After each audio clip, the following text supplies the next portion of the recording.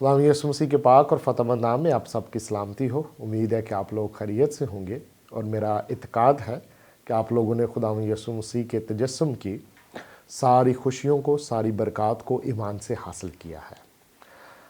और अभी है जो वो हम न्यू ईयर के मुतल्लिक़ खुदा के पाक कलाम में से सीखेंगे कि खुदा का पाक कलाम है जो वो हमें इसके बारे में क्या रहनुमाई करता है।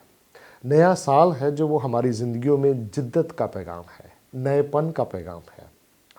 और जब हम खुदा के पाक कलाम में से देखते हैं तो खुदा का पाक कलाम है जो वो ये बयान करता है कि जब खुदावंद यीशु मसीह इस ज़मीन पर आए तो खुदावंद यीशु मसीह की पहली आमद में जो नई तख्लीक है उसकी इनॉग्रेशन होती है। लेकिन जो नई तख्लीक है उससे खुदा क्या एक्सपेक्ट करता है या खुदा क्या डिमांड करता है, या दूसरे अल्फाज में बसीत मसीह हमारी सबसे अल्टीमेट प्रायोरिटी क्या है। तो आज हम उस चीज़ से मुतल्लिक़ देखेंगे। और खुदा के पाक कलाम को जब हम देखते हैं तो खुदा का पाक कलाम सारे ईमानदारों की एक अल्टीमेट प्रायोरिटी बताता है। और वो जो प्रायोरिटी है वो है वर्शिप, वो प्रायोरिटी है प्रस्तिश, वो प्रायोरिटी है इबादत। आज की जो हमारी तिलावत है खुदा के पाक कलाम में से मुक़द्दस यूहन्ना की इंजील उसका 4 बाब और उसकी आयत नंबर 23 से लेकर उसकी आयत नंबर 24 तक खुदावंद यीशु मसीह हैं जो वो यहाँ पर सामरी औरत से बात कर रहे हैं। और खुदावंद यीशु मसीह बयान करते हैं, मगर वो वक्त आता है बल्कि अब ही है कि सच्चे परस्तार बाप की प्रस्तिश रूह और सच्चाई से करेंगे, क्योंकि बाप अपने लिए ऐसे ही प्रस्तार ढूंढता है। खुदा रूह है और ज़रूर है कि उसके प्रस्तार रूह और सच्चाई से प्रस्तिश करें। यहाँ पर खुदावंद यीशु मसीह का जो सामरी औरत के साथ जो डायलॉग है उसके अंदर है जो वो खुदावंद यीशु मसीह प्रस्तिश से मुतल्लिक़ है जो वो तालीम देते हैं। सामरी औरत को वो बताते हैं कि वक्त आता है बल्कि अभी है कि बाप है जो वो अपने लिए ऐसे प्रस्तार ढूंढता है जो रूह और सच्चाई से उसकी प्रस्तिश करे। तो मसीही ज़िंदगी के अंदर, एक ईमानदार की ज़िंदगी के अंदर जो अल्टीमेट प्रायोरिटी होनी चाहिए वो प्रस्तिश होनी चाहिए। तो नया साल है जो वो हमें इस बात के लिए तैयार करता है। खुदा का पाक रूह है जो वो खुदा के कलाम के ज़रिए से ईमानदारों को तंबीह करता है, ख़बरदार करता है और उनको नसीहत करता है कि वो अपने आप को जो अल्टीमेट प्रायोरिटी है उनकी ज़िंदगी में उसके लिए तैयार करें। और वो अल्टीमेट प्रायोरिटी है वो है प्रस्तिश। तो हम देखेंगे कि प्रस्तिश क्या है। जब खुदावंद यीशु मसीह ने कहा कि बाप ऐसे प्रस्तार ढूंढता है जो रूह और सच्चाई से उसकी प्रस्तिश करे, तो ये जानना ज़रूरी है कि प्रस्तिश क्या है, क्योंकि प्रस्तिश के हवाले से जो बहुत सारी मिसकंसेप्शंस है, प्रस्तिश के हवाले से जो बहुत सारी गलत फहमियाँ हैं। लेकिन हमें खुदा के पाक कलाम की रोशनी में और कलीसिया की तारीख़ की रोशनी में ये देखना है कि प्रस्तिश क्या है। क्योंकि जो हमारी अल्टीमेट प्रायोरिटी है कहीं उसके बारे में हम गलत नज़रिया तो नहीं रखते। जो हमारी अल्टीमेट प्रायोरिटी है कहीं हम उसको समझने से कासिर तो नहीं है। तो इसलिए ये बहुत ज़रूरी है कि हम हकीकी प्रस्तिश के बारे में जान सकें। तो प्रस्तिश क्या है, इबादत क्या है जो कि ईमानदार की अल्टीमेट प्रायोरिटी है। बाइबल में जो प्रस्तिश के लिए, इबादत के लिए लफ्ज़ इस्तेमाल हुआ है उसका मतलब है झुक जाना, सिजदा रेज हो जाना, अपने आप को खुदा के सुरेंडर कर देना, ये उसका लफ्ज़ी मतलब है। लेकिन जब हम लफ्ज़ इबादत पर गौर करते हैं, चूँकि इबादत और प्रस्तिश है जो वो इंटरचेंजेबली इस्तेमाल हुए हैं, तो इबादत का जो लफ्ज़ है वो अबद से निकला है। और अब्द का मतलब है ग़ुलाम, यानी खुदा की ग़ुलामी में अपने आप को दे देना। दूसरे अल्फाज में अपने आप को सुरेंडर कर देना, अपने आप को सबमिट कर देना। और इबादत का ताल्लुक ना सिर्फ सुरेंडर करने से है, ना सिर्फ अपने आप को खुदा के ताबे करने से है, बल्कि इसका ताल्लुक है जो वो मोहब्बत के साथ भी है। क्योंकि खुदा ना सिर्फ हमारा खुदावंद है बल्कि वो हमारा बाप भी है। तो प्रस्तिश को जब हम डिफ़ाइन करते हैं, जब हम देखते हैं, तो चर्च हिस्ट्री के अंदर, कलीसिया की तारीख़ के अंदर ऐसे बुज़ुर्ग गुजरे हैं जिन्होंने रहनुमाई की है ताकि हम प्रस्तिश के इस बड़े कॉन्सेप्ट को है जो वो हम समझ सकें। मिसाल के तौर पर मार्टिन लूथर, उसने बयान किया कि जो वर्शिप है या जो प्रस्तिश है वो एक रिस्पॉन्स है। किस चीज़ की तरफ रिस्पॉन्स है? कि खुदा ने अपने आप को रिवील किया है, खुदा ने अपने आप को जाहिर किया है, उसने अपने आप को کائنات کے اندر ظاہر کیا ہے، اس نے اپنے آپ کو کلام کے اندر ظاہر کیا ہے، اور اس نے اپنے آپ کو اپنے بیٹے یسوع مسیح میں ظاہر کیا ہے۔ تو جب اس نے ظاہر کیا ہے تو جو رسپونس ہم دیتے ہیں اس کے ریولیشن کی طرف، اس کو کہا جائے گا کہ یہ ورشپ ہے، یہ پرستش ہے۔ دوسری طرف ایک اور بزرگ گزرے ہیں، جان کیلون۔ جان کیلون نے کہا کہ پرستش جو ہے وہ خدا کی میجسٹی کا نام ہے، خدا کے بڑا ہونے، خدا کے عظیم ہونے کا اقرار ہے۔ لیکن دوسری طرف یہ انسان کے چھوٹا ہونے کا، پست ہونے کا، لولی ہونے کا اظہار ہے۔ تو جہاں پر یہ بیان کرتی ہے کہ God is majesty, God is glorious, تو دوسری طرف یہ بیان کرتی ہے کہ مین از سنر۔ تو یہ دونوں چیزیں ہیں جو ہمیں ورشپ کے اندر ملتی ہیں۔ لیکن ایک اور خوبصورت ڈیفینیشن ہمارے پاس آتی ہے، وہ یہ ہے کہ worship is glorification of God and sanctification of his people. دوسرے الفاظ میں ورشپ ہے یا جو پرستش ہے، یہ خدا کو جلال دینے کا نام ہے اور اس کے لوگوں کی پاکیزگی کا نام ہے۔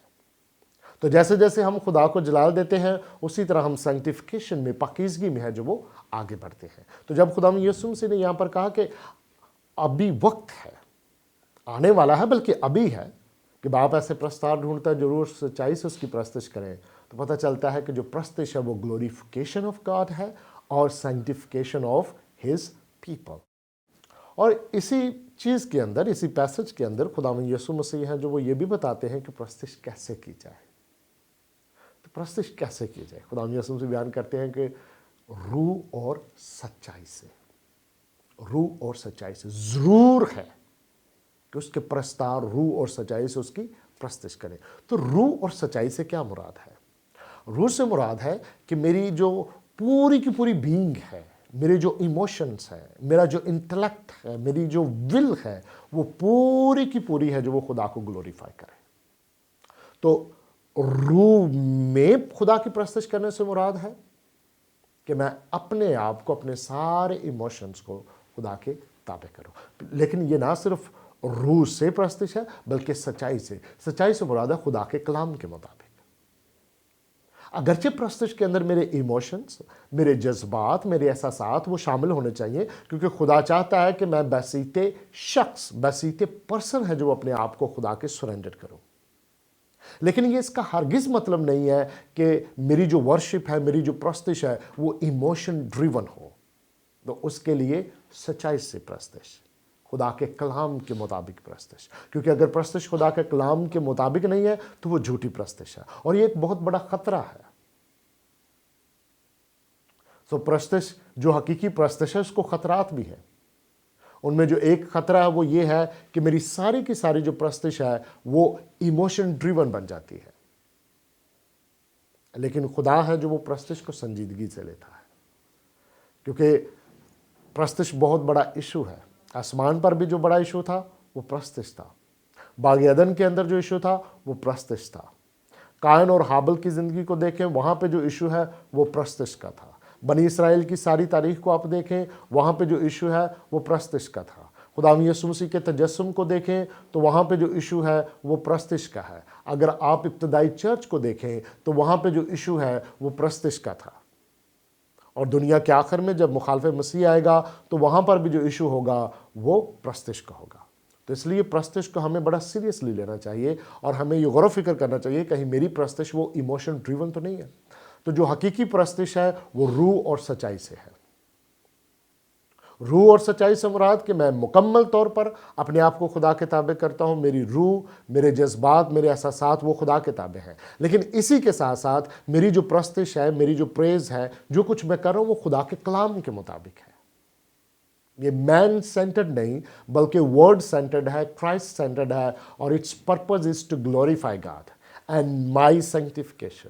میں نے پاکیزگی میں آگے بڑھنا ہے، اور میں پاکیزگی میں آگے تب بڑھوں گا جب میں اپنے خدا کو جلال دوں گا۔ تو پرستش کو ایموشنل ازم کے علاوہ اور کون سے خطرات ہیں جو وہ لاحق ہو سکتے ہیں؟ اس کے اندر جو دوسرا خطرہ ہے وہ ہے ریاکاری کا۔ خداوند یسوع مسیح جب فقیوں اور فریسیوں کو ہے جو وہ ریبیوک کرتے ہیں، ان کو تنبیہ کرتے ہیں، تو خداوند یسوع مسیح نے ان کے لیے لفظ استعمال کیا ریاکار، ہپوکریٹ۔